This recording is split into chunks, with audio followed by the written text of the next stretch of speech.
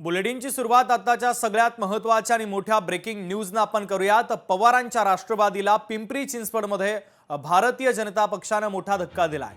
विधानसभेचे उमेदवार राहुल कलाटे आता भाजपमध्ये प्रवेश करणार आहे। भाजपचे प्रदेश अध्यक्ष रवींद्र चव्हाणांच्या उपस्थितीमध्ये त्यांचा आज पक्षप्रवेश होणार आहे। कलाटे यांनी 2024 मध्ये शंकर जगताप यांच्या विरोधात निवडणूक लढवलेली होती।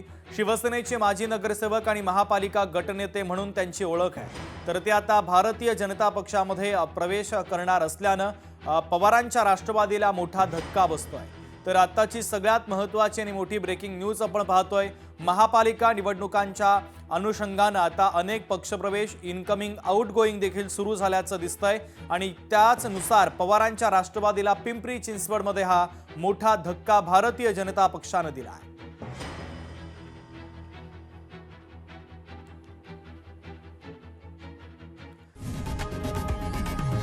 लोकशाही मराठी ऐका, पहा, जागरूक रहा।